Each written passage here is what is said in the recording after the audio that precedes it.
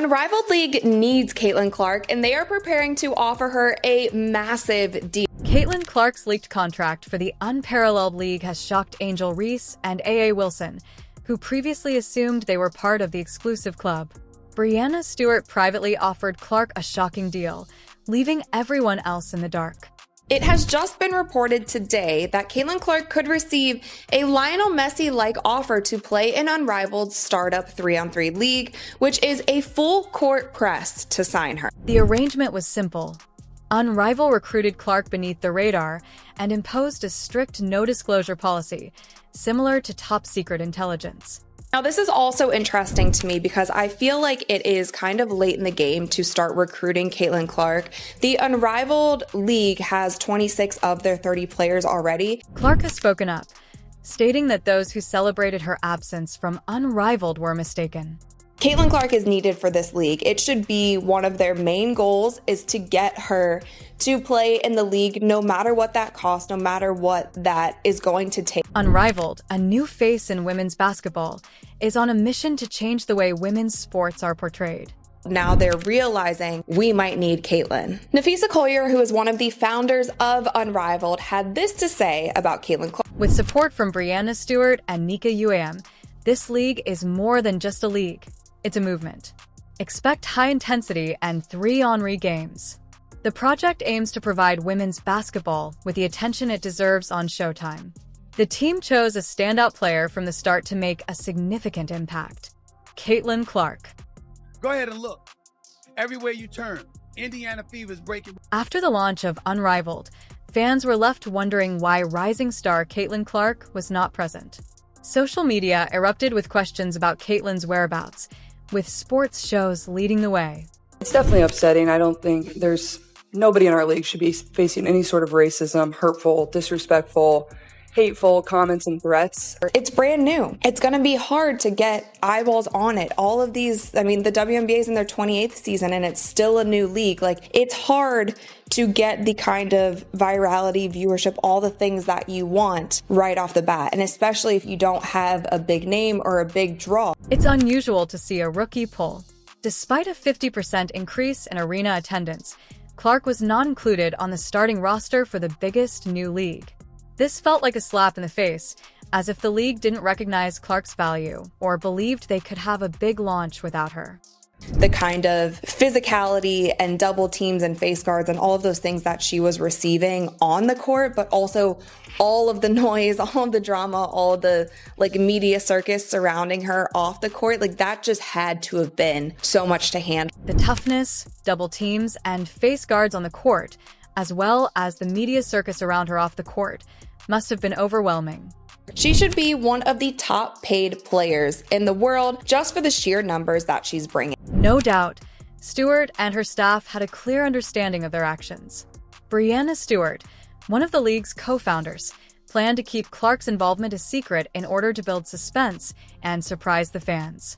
To drive revenue so we can give the players extra income opportunities. I had to educate the players that good, $75 million divided by 144, pay us. Caitlin Clark was offered a $75 million deal to become the official face of Unrivaled. The deal included a hefty guaranteed salary, endorsement deals, exclusive TV rights, and even a front row seat. Grand plans for global expansion. And it was just announced recently that Unrivaled struck a television deal with TNT. Now, this exclusive media rights deal is reported to be 45 plus primetime games. TNT Sports are also invested in the league, and sources say that it's a 6-year deal that could be worth more than $100 million. Stewart and her team anticipated that if other players learned about the deal, they would discuss renegotiations or feelings of exclusion. However, once the numbers were revealed, they had a significant impact on perspective. AA.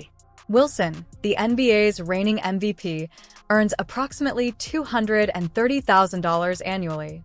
Clark's contract is a clear example of taking things to the next level. The biggest issue that players had, we did player survey and travel. The league was able to kind of take a lot of pressure off of itself. Clark's recent deal with TNT demonstrates their commitment to making women's basketball a prime-time sensation, with over 45 televised games and a full-throttle effort to increase viewership. In comparison, The WNBA averaged around 657,000 viewers per game in 2024.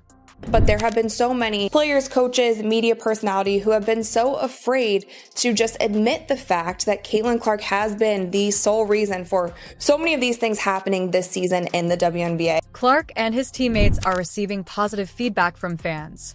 Top WNBA players such as Angel Reese and A.A. Wilson experience a unique vibe.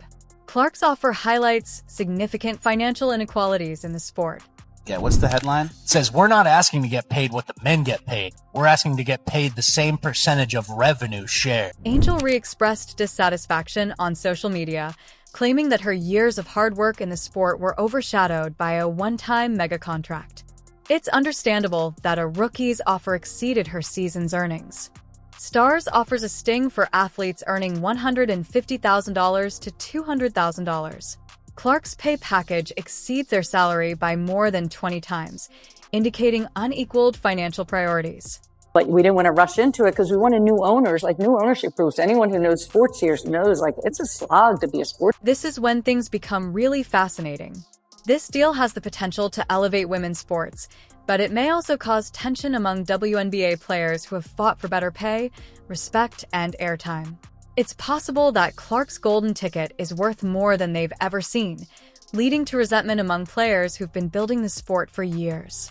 Raised overall viewership, like Nafisa said, they're changing venues just to accommodate all the fans who want to come watch Caitlin Clark play. Caitlin Clark has become a sensation and a marketing goldmine in the WNBA.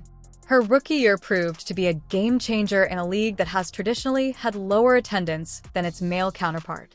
A lot of this noise came by people that were sitting on this network. They tried to minimize her, said, well, you giving her all this credit. The Clark effect led to a 50% increase in arena attendance and over 1 million viewers every game, which is unprecedented in the WNBA.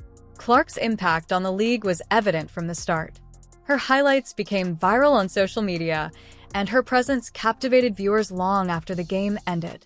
But we have former NBA players playing in Big Three, right? So for Cube to come out and be like, I'm going to pay Caitlin Clark more than I play any of these guys who used to play in the NBA. I'm going to pay Caitlin Clark more because that's the value that I see in her. Let's briefly discuss merchandise. Clark's jersey sold so well that it broke NBA apparel sales records. Fans wanted a piece of the action, not simply to watch her. Caitlin Clark's name, moves, and brand have made her replaceable in the WNBA, which has struggled to receive recognition. Clark's arrival was a game-changer, bringing much-needed hype and visibility.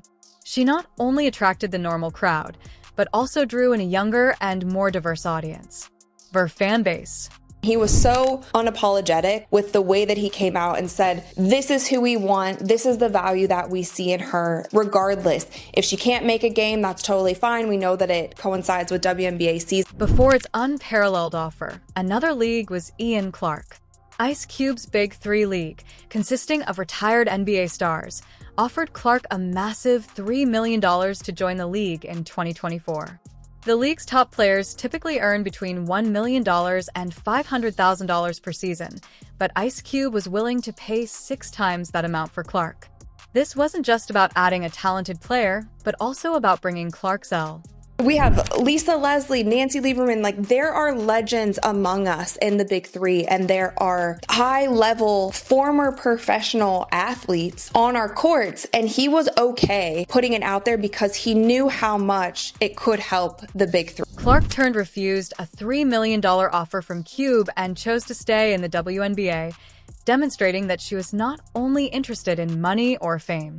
Clark picked the WNBA to enhance her profession and contribute to the growth of women's sports. This decision demonstrated her dedication to both her career and the future of the sport. Unrivaled would have taken that exact approach, and what it feels like to me is Caitlin Clark was an afterthought in all of this. And maybe she was, maybe she wasn't, maybe they wanted to wait until after the WNBA season. By picking the WNBA, Clark set a new standard for loyalty in sports. She stayed to elevate women's basketball and contribute to its future. Fans noticed her choice and knew she was investing in the game's future. When Unrivaled signed her with a $75 million mega deal, They knew they were signing a once-in-a-generation player.